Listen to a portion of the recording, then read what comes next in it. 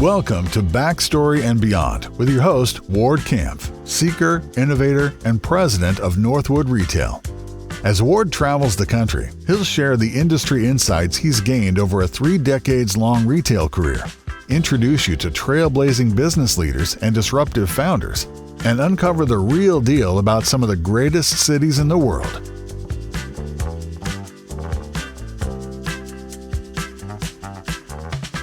This week, Ward heads to Laguna Beach to check in with Gorjana and Jason Reidel, the power couple behind the jewelry brand Gorjana.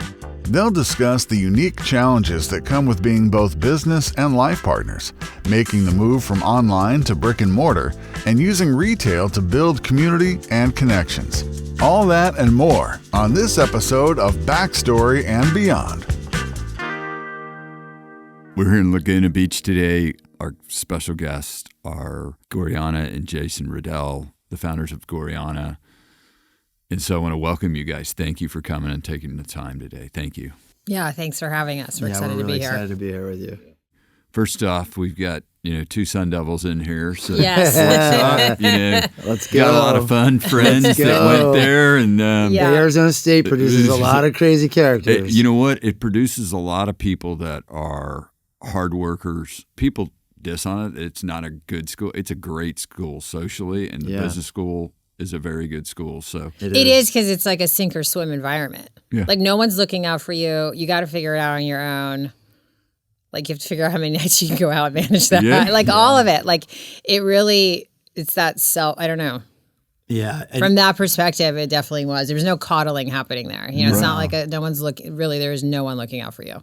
And it's been interesting. I mean, there is especially in this space, right? I mean, Gorjana was in college at the same time with Paige from Paige and I were from Aviator Nation. From Aviator Nation, and then Tommy from Tommy John went there. Like it's got a group. It does bud a whole entrepreneur environment because it's sink or swim out there. So just walking back, kind of thinking you're 22 years old and you're working at Neiman's and you're dreaming. About not working at Neiman's. Yeah. And you're just like, no, it's so funny. I worked at Neiman's because I thought it was, no offense. I'm just obviously, but I had the impression, it's like a more professional environment. And then quickly being there, realized how corporate-y it was and how much politics were actually involved in working at that department store. And I thought, oh, wow, I'm not going to survive here. This isn't, I'm very honest, just say how I was like, I'm not cut for this environment. So luckily, Neiman's is very good at doing personal appearances of designers. And so there was a local designer that was repeatedly coming in and just needed an assistant. And I fell into the jewelry department. That's the only position they had available. And so I was like, sure. And it was interesting because then when I was born in Serbia, right? So right. Obviously much different country and everything. And I was always around that, my grandmothers and my mom and everybody making stuff. So I was, I was knitting as a child, like Barbie sweaters and like that kind of. So I always had that like hand making thing that I felt very comfortable in. So then working for the designer, because some of the pieces were handmade, like, pearls were hand wrapped or necklaces, I would just started doing that. And it felt so natural, like, oh, I can do this. And then when it was time to move on, I was like, well, this is what I know how to do. Let's give this a whirl. When you also wanted to start designing stuff, though, the designer was making really high-end product. I mean, these were like some necklaces that were $4,000 to $10,000, Neiman Marcus. And then we would go, gemstone shopping. And she would be looking at the really the nicest, like the A quality stones. But I was like, wait, these B quality stones are almost just as pretty, but they're a fifth of the cost. So then I was like, I'll buy the raw material and start making it myself. And then I realized but I think there's a market here for that more affordable, approachable price point, but you still get it still looks really nice. So 2004, you guys are in your apartment and you're going on the road. I've heard you traveled 50,000 miles. Yeah. Yeah, we that. We were really fortunate. My brother-in-law is a pilot for American Airlines. And my dad has been in medical sales his whole life, so we call him Joe Marriott, right? So we had a lot of Marriott points and a lot of American Airlines. Yeah. And we just would pick places and just say, okay, let's just go. let's go. We went to Northern Cal, or we went to Boston, or we went to Miami, and we just would kind of bombard these markets and just cold call and show up at people's doors. That's what we did. Then you realize you do a couple trade shows. I remember we got our first market was at LA Market, and it was in the fall of 2004, and we subleased a little space in the Cusa Barcelona showroom, and it was just a bunch of brands in there. We basically spend the last dollars we have to get to the show, and we're there. We can't figure out, we can't check into a hotel. We have like no money. We're like just kind of scrambling along, and we get to go to pick up the displays to start the show for the next day. And they're like, "Hey, sorry, your displays didn't get here.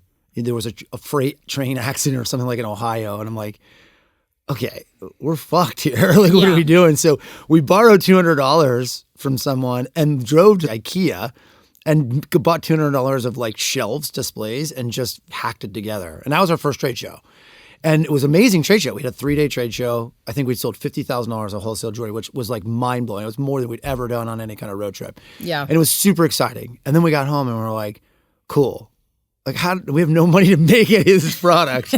So it was literally hand to mouth. It was like, okay, cool. Let's start with who's local, right? So I would like would you make like a first $600 order, and I would show up at someone's boutique here in Southern California, and they'd be like, "Hey, why are you here?" I'm like, "Oh, I'm just bringing your order," And they're like, "Oh, that's great." I was like, "Can I get a check?" Like, because then I have to take that check, cash that check, make the next order, right? And so it was all hand to mouth. So you're this insurgent, and then you're trying to manage this business. Yeah, I think starting this business with nothing and then having it have to sustain us is the biggest blessing that ever happened to us, because it was never an option to not have it make money and not have it pay the bills and not have it support not only us, but like all our, we had to do that. There was you had to run a sound business. So you think about it, it becomes 2007, you open your first studio, 2016? Yeah, first space. Space. Yeah. It was interesting because we did go down that digital rabbit hole, and there was a point where we were just like mission to the moon, right? All digital. Early on, it was fun, right? Like we launched a wholesale e-commerce website in 2006.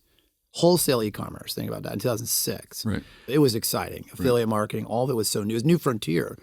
But I feel like really out of the gates, like one of the first people to do retargeting ads. Yeah. And people would be like, "I saw your ad on this." We're like, "No, that's just because you were on our site." Yeah, but then, as that was happening, we went out, and I think we became really the first brand for especially a big box retailer like a Nordstrom. They didn't have that gold layerable, jewelry niche. So as that was all kind of converging, we thought, well, let's just open a store. And again, it was on a whim. I think I told you that. We were not thinking about opening a store, and certainly we really weren't thinking about opening a store in Laguna.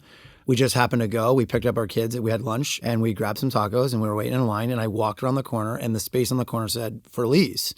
And we'd always said, this is a great little corner if we ever did a store. So I called the guy, Harry, the landlord, and he's like, "Oh, yeah, I've already got a bunch of people interested." And I was like, no, come over to my office. He literally came over to my office the next day with a lease in hand and said, like, "If you want this space, you got to take it." We signed the lease. That was it. That was our first idea. And it was completely on a whim. And I went into Tanya, who's our COO, who's been with us for forever, 14 years or whatever. I threw the keys on the desk and said, "Okay, here we go. We're opening a store." That was in February of 16. We thought we were going to be open by Memorial Day. We didn't actually get open until Labor Day. We learned about some of the cities, and Laguna Beach is not an easy place. But it was all on a whim, let's just create an experience. What's the worst case scenario? We signed a 3-year lease, and all it'll do is at least get us an ability to kind of showcase what we do. So now you're exposed, your name's on it, you're in your hometown. Yeah. And then all of a sudden you jump across the country and New York. You open in the West New York Village. New York was Well, New York has always been our second home. So we've always spent it, like we've had an apartment there since 2007. Yes, 16 years. For me, I don't know for you, Graham, but it was equally emotionally exciting to go through that. So then, 2018, all of a sudden, the Parker jewelry collection comes out, and is that where it all changed? I mean, you were obviously on this path, right? I don't know. I mean, I think we were in Nordstrom. We had a massive presence, from wholesale. We had a few of our own stores, and then I think everyone was then really like all of a sudden clued into layering of jewelry.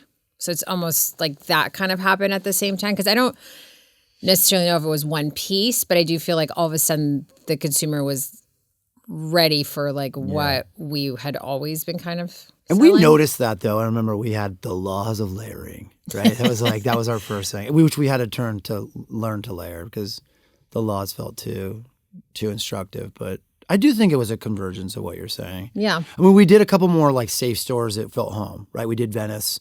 There's another backyard here in Los Angeles. Then our fourth store is Nolita. Right. Nolita on Elizabeth Street. That was, we'd grown up going to Cafe Habana and like walking. I mean, that was to be on Prince and Elizabeth. That was like we couldn't afford or have the nerve to go down into Soho, right? It was like we're on Elizabeth Street, right? This is amazing. So that had kind of happened. I think probably in the conversion of that around 18 was to dive into what we call like performance retail now, right? I mean, I started cold calling people, Irvine Company being one of them. Because Fashion Island, I mean, you go back to Fashion Island, that's where she worked at Neiman Marcus. Like to us, if you were at a store in Fashion Island, you were it. Yeah, and when I called Irvine Company, they were like, "Who the hell are you?" You know, it was like, and I did after calling them and calling them and calling. I ended up getting like 10 Irvine Company executives to come down to our Laguna store, and and they were like, "Okay, we like it, but we don't want you at Fashion Island. We want you at the Spectrum." And we were like, "What, the Spectrum? I mean, that's Tilly's and a Ferris wheel. Like, we're not going to the Spectrum, right?" But then as they talked to us more and they were like, "Look, but we're flooring this Macy's down and we're going to build the #1 Apple in Orange County." And they kind of really like, we're pushing that, in through negotiations, we were like, okay, like we'll do this, jump into this thing that you're calling what's going to be the new Spectrum. If you can, get us something at Fashion Island. So, which sounded good in theory, but then when they were like, okay, and actually said yes, I was like, holy shit, now we got to do 2 stores. Right. And so I remember we went down to La Jolla because I did think La Jolla was another great place for us to open a store. Just love downtown La Jolla. Our first date was at Sushi on the Rock in La Jolla, right? So it was like thinking like downtown Girard Ave. And we got down there and it was like, okay, it changed a bit. And then meanwhile, we took a meeting at URW, which was Westfield at the time, to talk to us about UTC. So now all of a sudden we've gone from, do we have the nerve to kind of jump from these safe little street locations into maybe trying like what we'd call Performance Mall? And not only are we doing one of them, we're doing 3 of them all at the same time. That was one of the largest all-in bets. We took, going back to that trade show and being in New York City in 2005 and having no money, we did the same exact thing.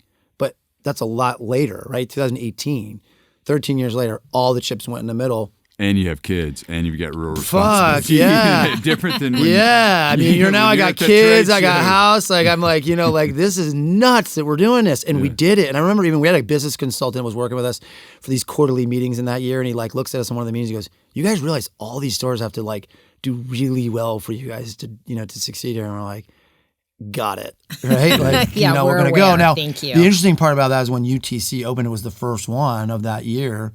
My mom shows up and is like, "Oh, you're really a brand," right? Like, so it's like the validation. You think about that's the power of what retail does. Then Fashion Island opened. That was exciting. Then Spectrum opened, and we opened Spectrum in June. The whole new part's not open yet, and it didn't go well. We were in Mexico on vacation on 8/18. I woke up. We were on Clover POS, and I woke up on 8/19 and looked at it, and we had like a $5,000 day, and I was like, we're gonna make it. Like, that's how close and everything was running. And the crazy part about all that, that's only 5 years ago. Right. As we sit here today. Yeah. It's not like I'm telling some story 20 years ago, right? So as you grow, you start to grow. I always say a brush fire turns into a wildfire, and then you just blow up, right? Yeah. And so, I think when I first met you in 2020, you were out there, as we were talking about earlier, taking real estate, just saying, hey, it is go time. Yeah. While everyone sat around, you guys had a plan. Yeah. You're now in 12 states. You have, I think, 47 plus stores. Yeah. And, to think about, again, 5 years, and then you condense it really to 3 years, how fast you guys have grown. Yeah. I guess you get more resources that start coming at you. You just become more also confident or it's like, it's very tangible, right? Like I said, right. You're like, this is working. So let's just keep doing this because this is working. Yeah, but I think when we got through that hump in 8, which then we got and then Century City was the 5th store that year, that felt good. 19, we went on the same path. We did 5 stores. And so we were still messing around. We went to San Francisco. We knew Fillmore Street. We're still doing some comfortable stuff. Malibu was store number 11. I mean, that was like so exciting. And so 20 was like, let's go. We're going to go 7 stores this year. That was like, we were ready to roll. And we were going to do 5 of them in the front half of the year and then maybe do 2 or 3 or whatever in the back half of the year. And we opened Walnut Creek. We opened Brooklyn. We flew home and COVID hit.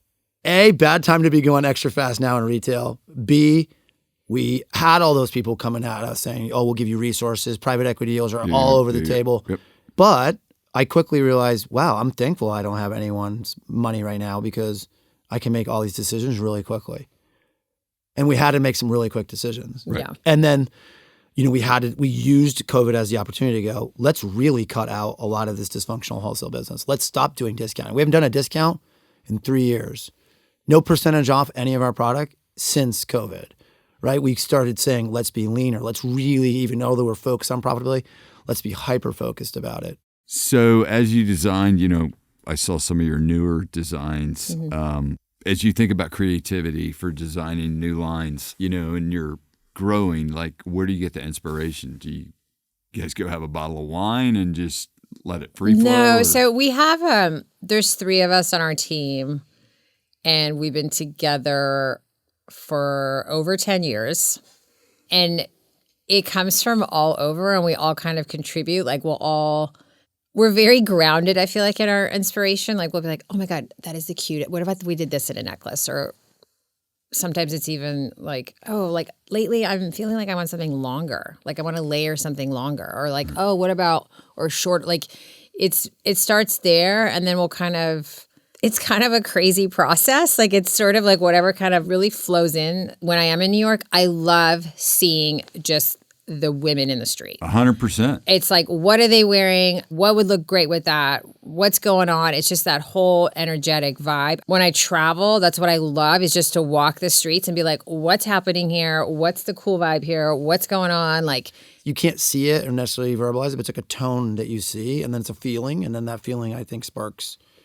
Yeah, and you have to be really good about also recognizing, like, what's working there, because there are those trends that you're like, that works only here. Yeah, but then we Californianize it, though. Yeah, but we're our stores are everywhere. So, like, we do have to think, is this going to sell in Nashville like it sells in Laguna? Or, I mean, we've all done that, right? I used to go to New York and buy these jackets, and I'd feel great, and I'm stomping around in some new boots, and then I'd bring the clothes home here, and I'm like, what am I doing now? Am I putting this on before I get in the car? Like, this doesn't even make sense. So you're absolutely right. You have to, I think it's taking it, dissecting it. And I think I have a gift for it. I think I can suss it out and figure out what to pull from it and then kind of go from there. So that's really probably most of my inspiration. Right. Sometimes for me, I'll be on a hike, or I'll be even getting a manicure, and all of a sudden I'll think, oh, that would be a really good idea. What if we did an earring like that? Like, it'll just kind of come to me randomly. And other times, we'll obviously we'll be looking at trend forecasting or something like that. And then that idea will spark another idea and kind of takes you to different things. Like, I went vintage shopping with my son and our dear friends, their kids. I took them all vintage shopping in Palm Springs, which was super fun. And I found these really awesome vintage beads. And they're kind of crazy, nothing like we normally do, but that's where it came from. I was like, this is awesome. It's actually we completely took this necklace from the 70s and recreated it.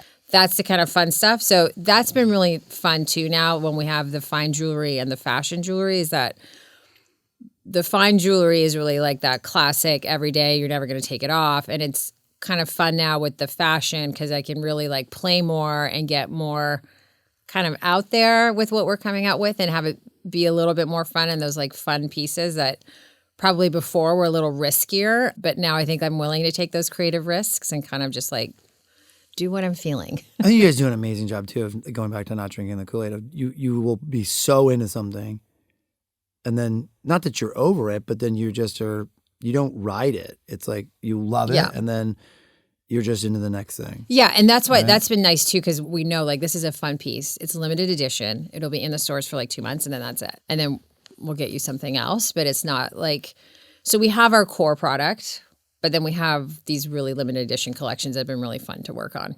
Even the little bracelets that are colored, yes. The girls said, the younger girl, just to get I know. An entry level. Also, I can confess, I still think I'm 20 5 in my head. So I sometimes design for that younger version of me. I'm like, oh, that's so cute. I love that. I'm like, okay. I'm like, I don't know who I think I am. But Well, you have to, right? Yeah, but it's very natural for me because I truly, really still connect to that younger part of myself. But yeah, and again, it's like I think when we were a heavy wholesale business, you have to design with what they're asking for. You can't afford not to. Yeah. You can't just say, here it is. And then they say, well, we're missing this, this, and this. It's like, that was a maddening experience for Gorjana. Now she just makes whatever she likes. And people go, our buy plans sometimes are based on like, does Gorjana like it? Great, buy a lot of it.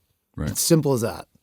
Because when she loves it, 99% of the time, the customer loves it. Well, if it doesn't sell and you're selling it, it's passion. It's just pure passion. It's just pure passion. It's not because of like some analysis that we have to do this and this is the price point and we need this many SKUs. Yeah, we don't have like a merchant. Like no one's telling me like, hey, you need that. this many earrings or you need to come up with more rings. Like we go in waves and sometimes we'll have like 3 seasons in a row where it's like a lot of rings. And all of a sudden like everyone's like, we don't even have we can't even merchandise them. And I'm like, oh, we should have thought of that. But we just we creatively flow. And I think that's probably why it's worked because we're not in a box. So that's been really nice. The other thing I'd touch on, we're in such an influencer world, and I know that's not really part of your gig. Yeah. I think we read some pretty amazing customer stories and our marketing team does a great job of sharing those with us. And like, some of them are cool. Like most recently we're reading about them and we have these campaigns and people come in and then the staff shares them.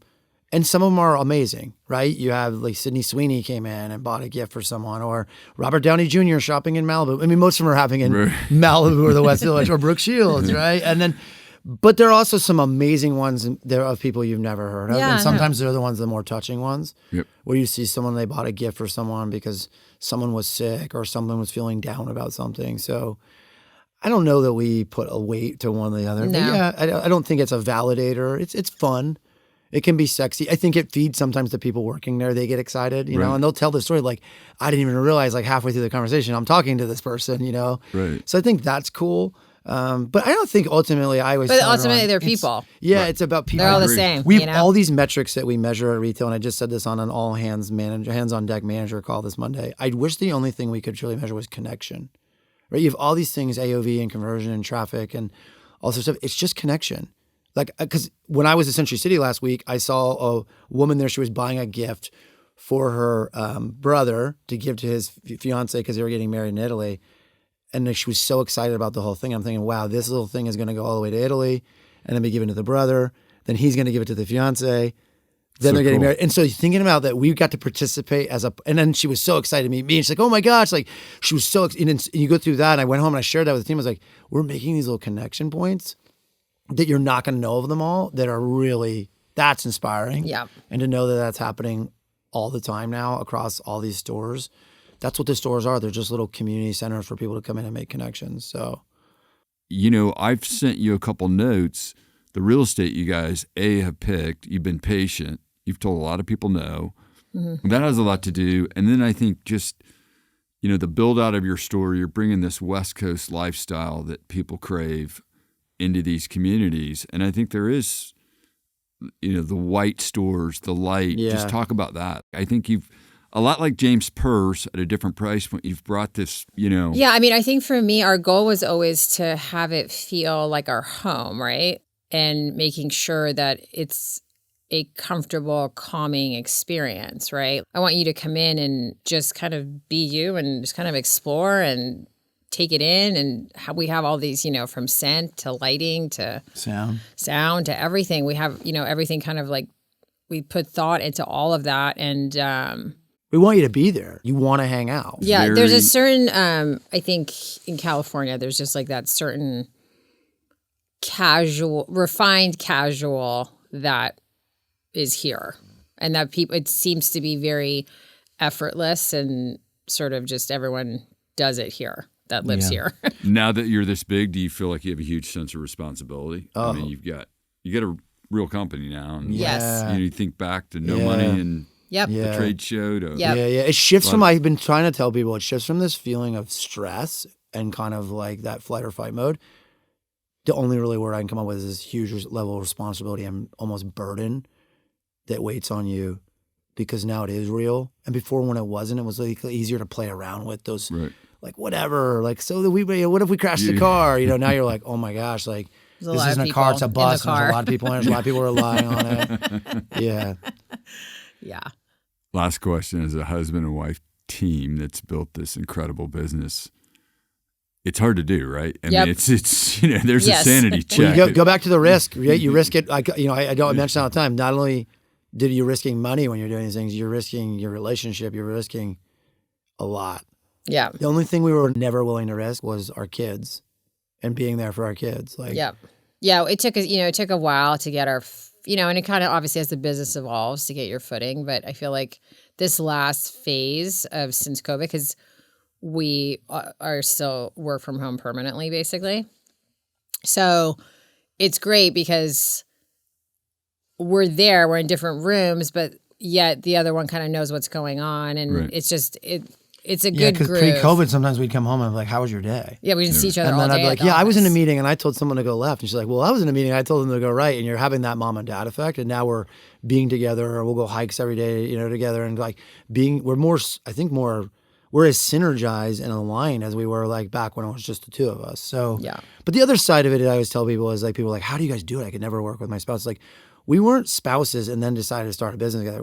This is just another thing we created. It's been a part of our journey. Yeah. Right. This is us surviving together. Yeah.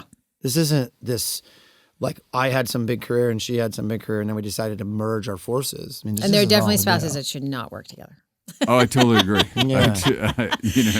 We in a unique we have our situation. spacing on the floor. I say it all the time. Like, she's the talent, I'm the hustle, and it just works. Yeah. There's like we understand each other's spaces, but I absolutely have no ability or desire to do what she does. I could never, and I think I don't either. She's got the same for me, and that kind of makes us good dance partners. Yep.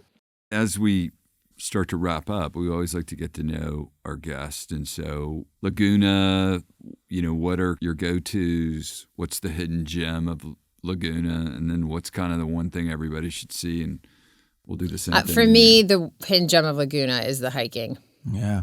I think the trails that we have, the ability to be outside and especially top of the world, when you're up there, you're so high above, but you have this amazing just ocean panoramic views, and it's my favorite thing about where we live. Mm-hmm. For sure. I would agree. The viewpoint of like one side you're looking, you're seeing these mountains with snow, and on the other side you're seeing all the way to Catalina.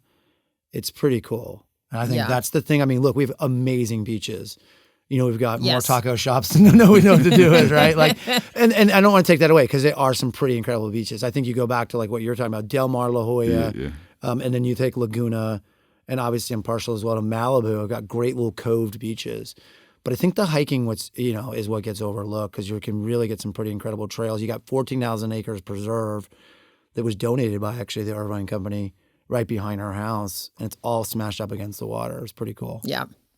Go-to restaurants or? I will say, unfortunately, we love our town, but it's really not known for the food. Well, that's the thing. Like, look, anywhere you live, as you guys all know this, right? Like when you live somewhere and you eat all the food all the time, I think it just becomes.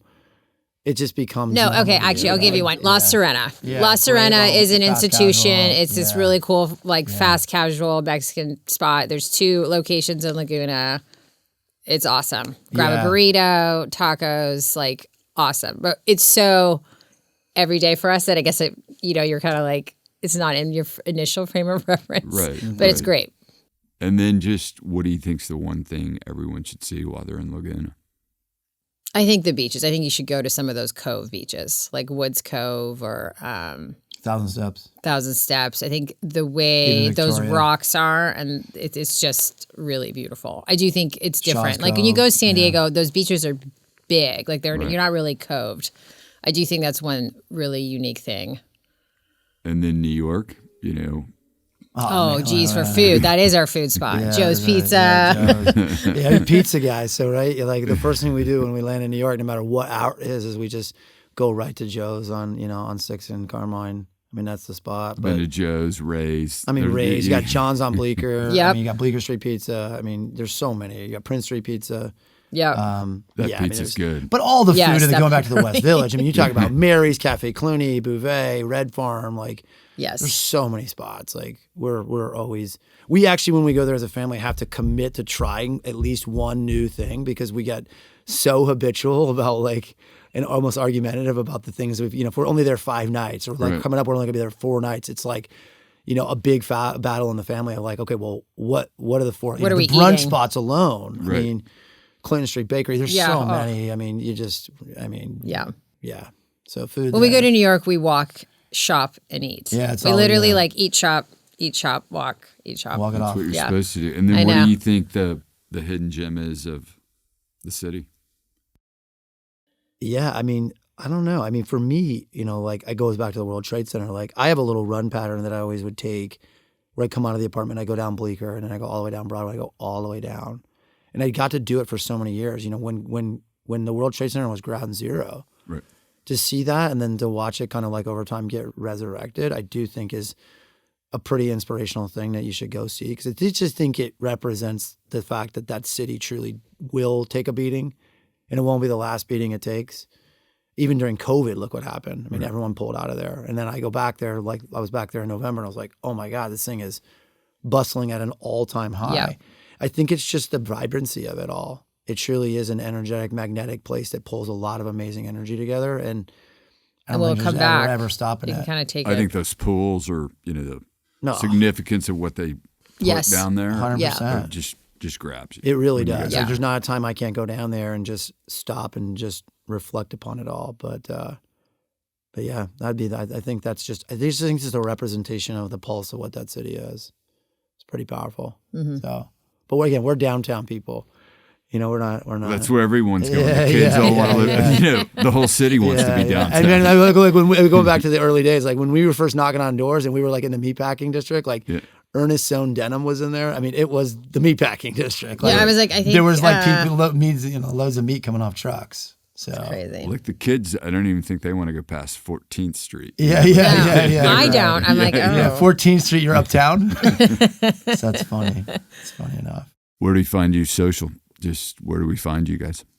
At Gorjana. Gorjana.